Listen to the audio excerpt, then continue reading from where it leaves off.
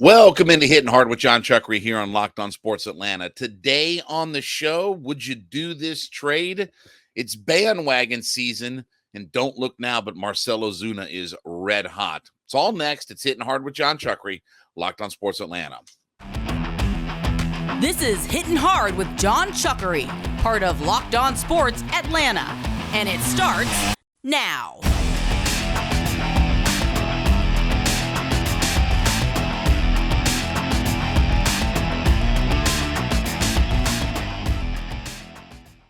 Hittin Hard is part of Locked On Podcast Network, your team every day. We ask you to subscribe or follow for free on YouTube or wherever you listen to your podcast. Get the latest episodes of Hittin Hard as soon as they become available.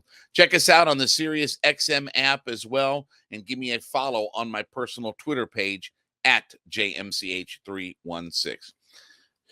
So Dan Favale, Favale of Bleacher Report, was commenting on one trade that every team in the NBA should go after, okay?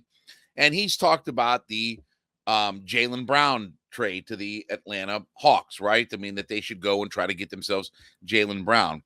Quote, if we operate under the assumption that the Atlanta Hawks are married to Trae Young, the Trae Young, DeJounte Murray duo, then they can justify substantial upgrades at every other position on the roster. Jaylen Brown impacts the game at both ends, unlike any other player on the roster.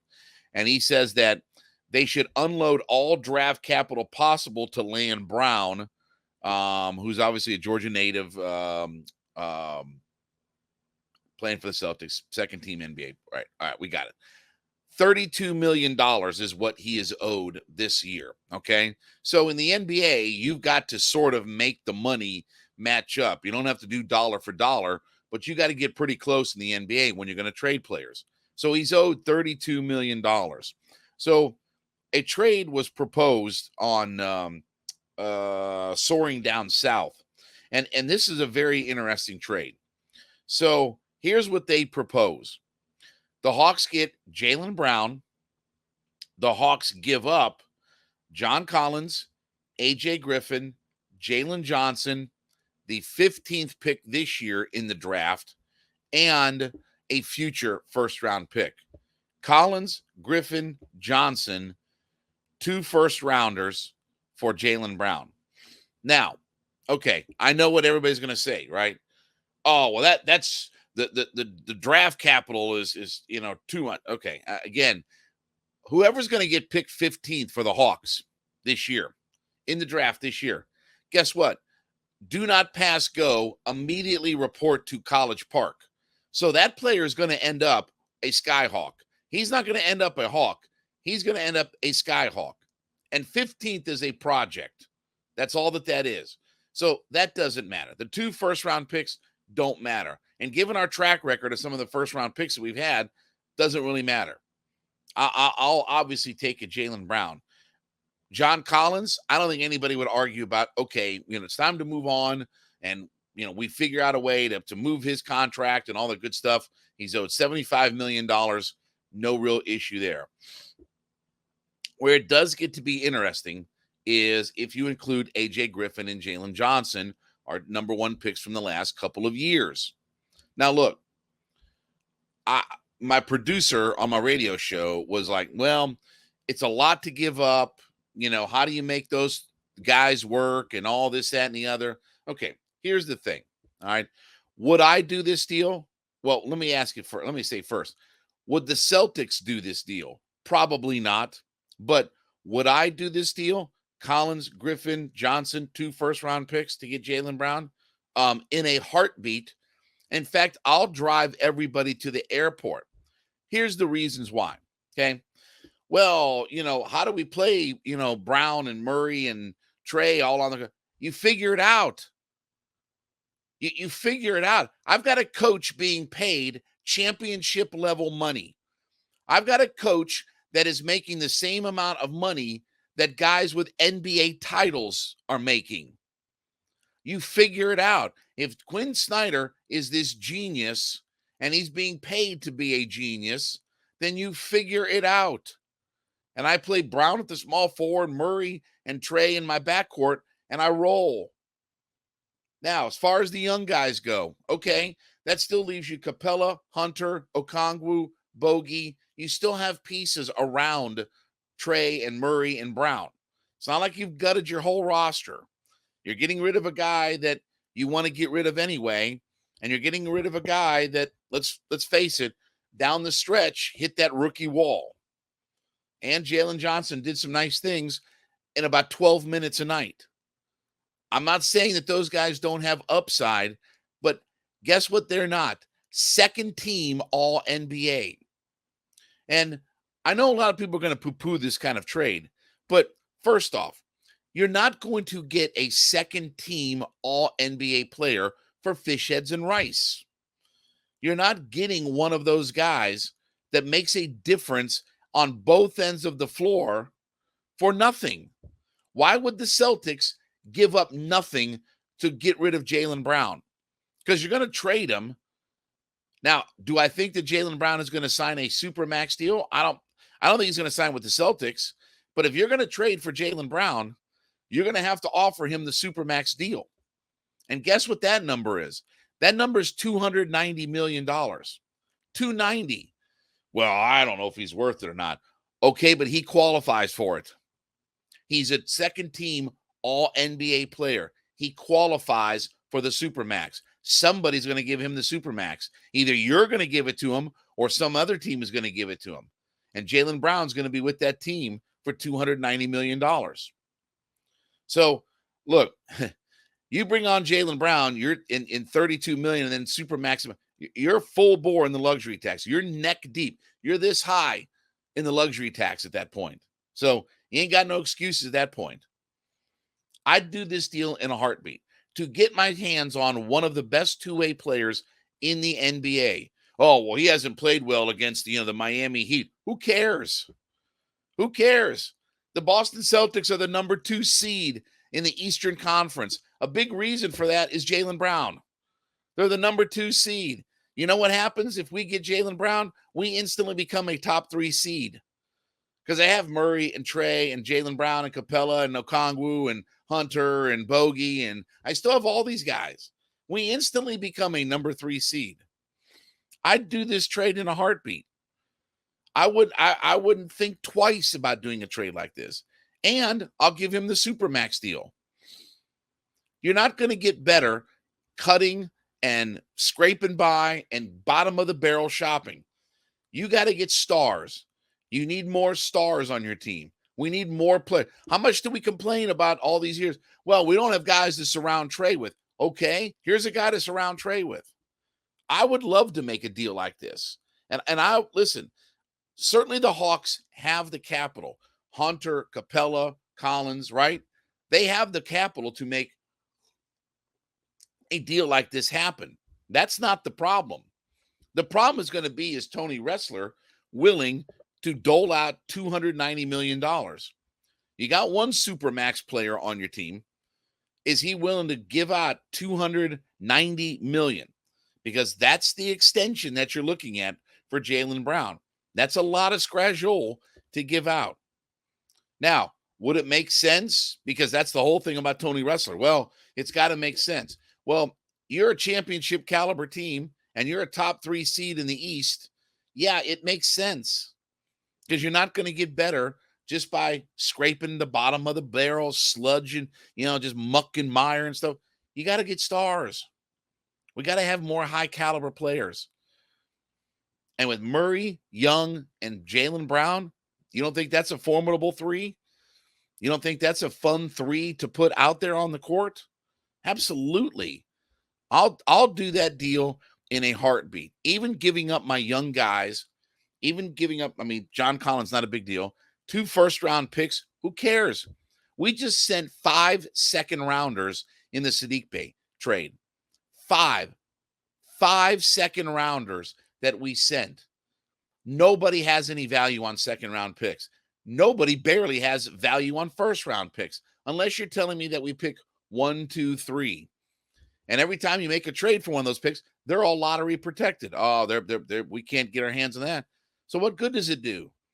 If you're picking 11th in the draft, how often are you finding star players? Give me Jaylen Brown all day long. And if I have to give up Collins, Griffin, Johnson, and 2 first-rounders, brother, I'll do that in a heartbeat. I'll Uber everybody to the airport in a scenario like that. Let's make it happen. I would love to see Jaylen Brown become an Atlanta Hawk at the end of the day. All right, this episode is brought to you by Built Bar. Listen, Built Bar's got you covered with the best tasting snacks, low calorie, low sugar, low carb, whopping 17 grams of protein at only 130 calories. We've got you covered with all the great snacks. Now, though, we're giving you a couple of different options for how to buy. So new flavors are coming out every single month. Try the traditional protein bars or the protein-infused marshmallow puffs. Either way, the products are great. But now you can either go to Built.com and order your box of Built Bars, get them shipped directly to your door, or now you have the option of heading to the pharmacy section of Walmart and picking up your box of Built Bars, or going to Sam's Club. So whether you go the brick and mortar route, going to the Sam's Club, going to Walmart, getting your box of Built Bars instantly, or you want to, from the comfort of your home, go to Built.com and order and have them shipped right to your door. No fuss, no muss, no nothing like that. Built Bar's got you covered all the way around. 130 calories, 4 net carbs, 4 grams of sugar, but that whopping 17 grams of protein. Try Built Bars today. Go to Built.com or go to Walmart and Sam's Club now to get your box. So it's bandwagon season. So Adam Schein of the, and I don't know if I'm pronouncing that right, but I think it's Schein because he does the Schein at 9. Adam Schein is an NFL.com columnist, and he puts his 9, because he does his 9. I don't know what the deal is with him, whatever like that. But NFL bandwagons to hop on. These are teams, coaches, players, things like that, right? So he talks about, these are the teams and the players and the coaches, things like that, that everybody should be jumping on their particular bandwagon, right? Okay. So here's who's number 1 on this list. And that is, quote, the Atlanta Falcons. Quote, I think this is the NFL's sleeper squad in 2023. While I named the rival Saints my Cinderella team after signing Derek Carr, I believe both NFC South teams can win 10-plus games this year. He goes on to say, first of all, I'm a big fan of Arthur Smith. Despite going 7-10 his first 2 seasons in the big chair, Smith is a fabulous coach. The third year will indeed be the charm, given the growth and upgrading of the roster. Second-year quarterback Desmond Ridder has a true chance to be solid under Smith's watchful eye, especially with the NFL experience gained since his third-round selection in 2022. And then he goes on to talk about, quote from Desmond Ridder and, talking about the roster, Robinson, London, Patterson, Pitts, all this good kind of stuff. Upgrading the defense, Calais Campbell, David Onyemata, Bud Dupree, Caden Ellis, Jesse Bates, things like that. And he ends it with this, quote, in an NFC South that's in flux, the Falcons are poised to rise up. So are the Falcons the bandwagon team, the Cinderella team, Cinderella story out of nowhere, right? Are they that Cinderella team? I guess. I mean, again, we've talked about their ceiling and their floor. I don't think that there's any reason to think that at the very bottom they would find themselves 7 or 8 wins. I don't think they're a worse team than 7 or 8 wins. And I think the ceiling for them is that 10-11 range window, right? Again, I don't think they're 12-5, 13-4. Like, I don't think they're that kind of team this year. Could they be? Yeah, sure. I mean, it's the NFL. You're playing a last place schedule. Anything can happen to it. But it is interesting that we're seeing more of these national media folks that are coming around. It seems like that there's not a lot of middle ground when it comes to the national media. Either they're 100% on board with the Falcons and what they can do, or they look at them as the worst team in the NFL, right? Like there's no kind of happy medium about, well, they could be 9-8 and win the South and all that kind of. No, it's either they're winning the division as a double-digit win team, or they're still going to be a 6-7 win team. But it is interesting that there are national media folks that look at the Falcons and the way they've built this roster, that they have certainly upgraded. So that's a good sign that people are catching on to the idea of that we haven't just made token moves to try to help build the roster. We've definitely made some upgrades, right? And all the players that he mentioned, Onyemata, Calais Campbell, they're all upgrades over guys that we've had over the last couple of years. And we were able to sign some of our own guys, right? McGarry, first and foremost, extending Lindstrom, bringing back a Lorenzo Carter. I mean, guys like that. I mean, they may not be major players for the Lorenzo Carter case, but still, those are guys that can contribute to your roster and guys that when you bring them back, they know the system, they know the defensive system. And even though it's a new, going to be some new schemes and things like that with Ryan Nielsen, they certainly have the familiarity with the organization. So look, all good in Falcons land. Are the Falcons the bandwagon, team to jump on? Hopefully. I would love to see that the Falcons become that bandwagon team that everybody gravitates to. I expect that we'll see more of these kinds of columns from NFL people. And if they believe, it all come down to this. Do those nudniks believe in Desmond Ridder that he can get them to 9, 10, 11 wins? Or do they think that he's a below average quarterback? Pro Football Focus has been kind of harsh about Desmond Ridder. They ranked him 31st. We talked about this earlier in the week. Ranked him 31st. They don't see any real upside to him. Blah, blah, blah, blah, blah, blah. Okay. And if he finishes 31st in the NFL and QB rankings, then we probably won't be a 10 or 11 win team. I don't think he can be that low and we still have success. Now, again, he doesn't have to be 1, 2, 3. He doesn't have to be the MVP of the league, but he's got to be competent. But with all of the offensive weapons, look, this will be the key, as I keep saying, and I'll go over and over and over it and pound it into your head. If we can be an elite red zone offense, be an offense in the red zone that's 67% or better, touchdown ratio, 67%, 2/3 of the time when we're in the red zone, we score touchdowns, then we'll be a really good offense. There's no excuse for it.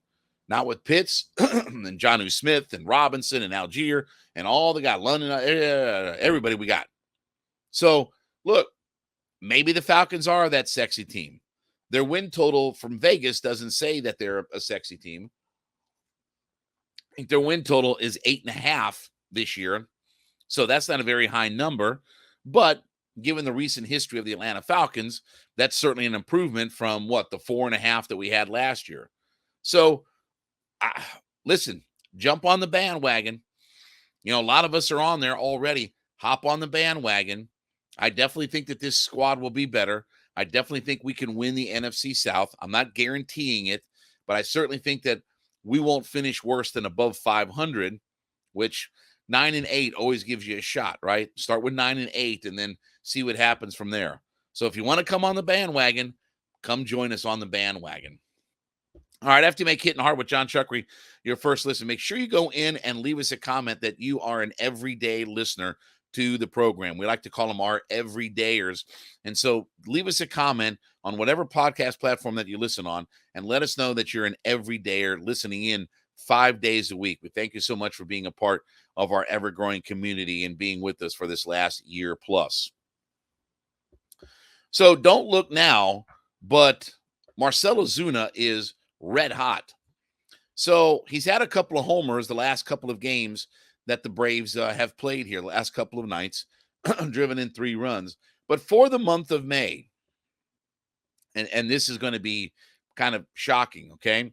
For the month of May, he's scored 15 runs.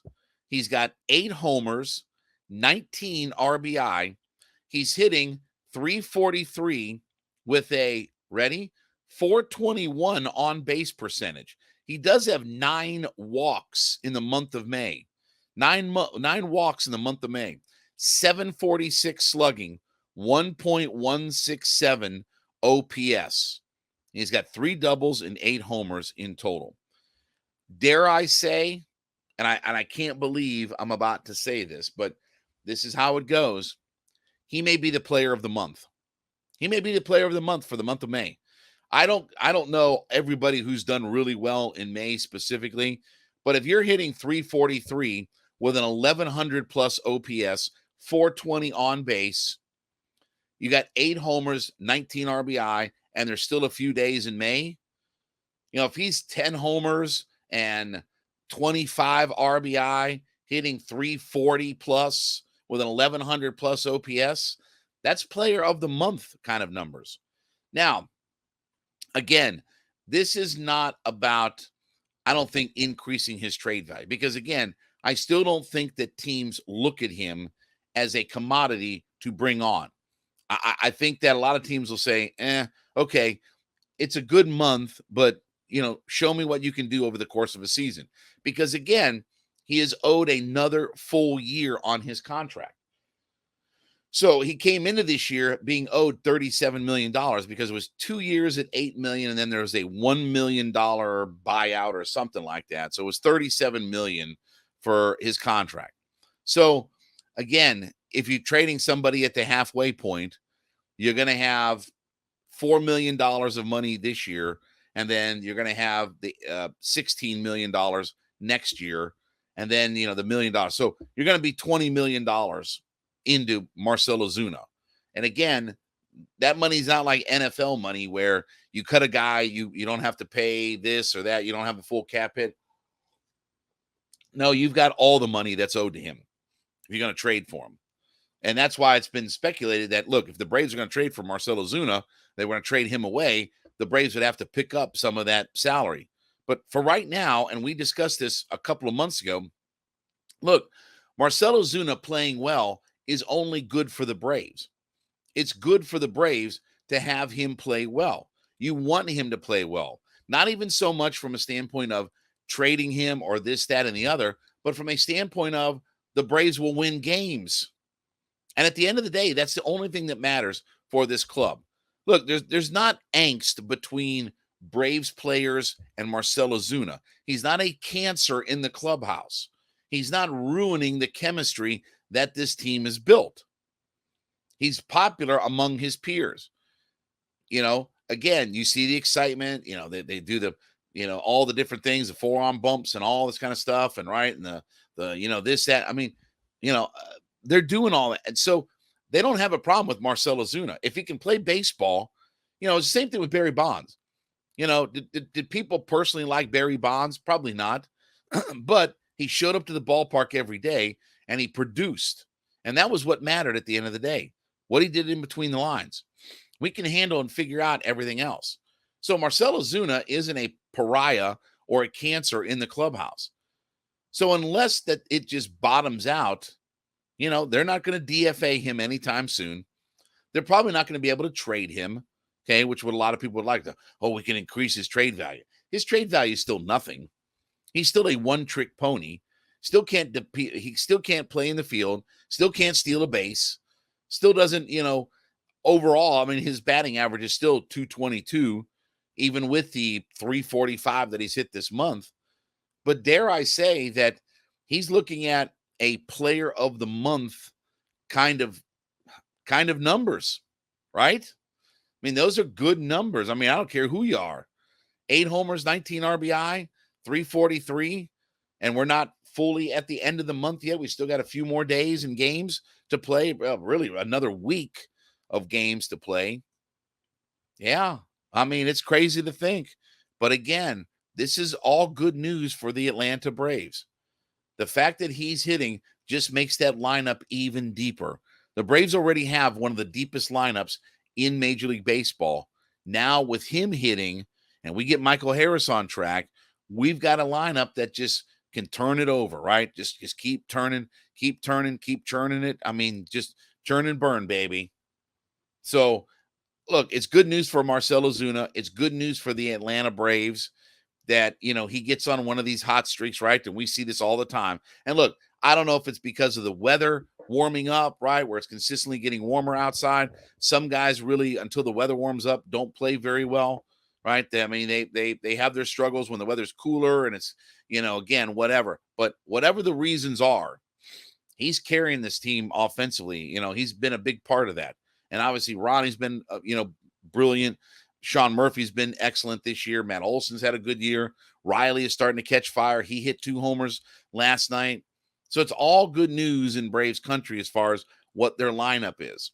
And if we can just figure out our pitching, then we can be okay. Dodd had kind of a mixed bag of a night last night, right? I mean, it was, not very good, but he kind of settled down and got through at least 5 innings to hand it to the bullpen, and we figured out a way to win last night.